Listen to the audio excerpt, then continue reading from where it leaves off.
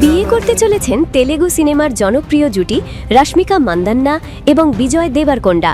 আগামী ২৬ ফেব্রুয়ারি বিয়ের পিঁড়িতে বসতে চলেছেন তারকা জুটি। রাজস্থানের বিলাসবহুল রিসর্টে গাঁটছড়া বাঁধবেন তারা। দুই পরিবারের উপস্থিতিতে একটি অন্তরঙ্গ অনুষ্ঠানের মাধ্যমে তারা বিবাহ সারবেন।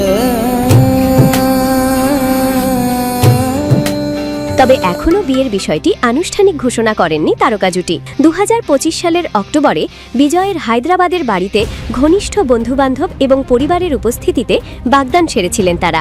এরপরেই তাদের বিয়ের খবর ছড়িয়ে পড়ে। শীঘ্রই মিস্টার অ্যান্ড মিসেস হতে চলেছেন তারা। রিপোর্ট অনুসারে ২৬ ফেব্রুয়ারি গাঁটছড়া বাঁধতে চলেছেন তারা। ইতিমধ্যেই তাদের বিয়ের ভিডিওর সত্ত্ব বিক্রি হয়ে গিয়েছে।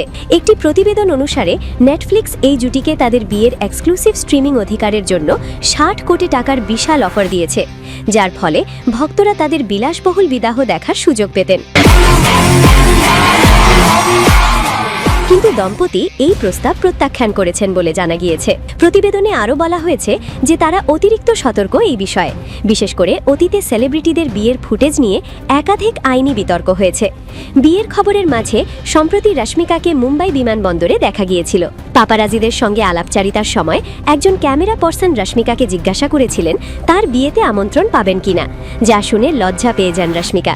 তিনি বিষয়টি হেসে উড়িয়ে দেন।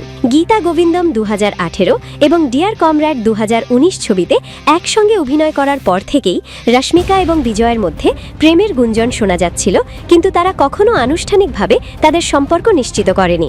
যদিও তারা একসঙ্গে একাধিক জায়গায় ছুটি কাটিয়েছেন এবং একসঙ্গে জনসম্মুখে উপস্থিত হয়েছেন। এর আগে অভিনেত্রী নয়নতারা এবং চলচ্চিত্র নির্মাতা বিঘ্নেশ শিবান ৯ জুন ২০২০ তারিখে চেন্নাইতে বিয়ে করেন।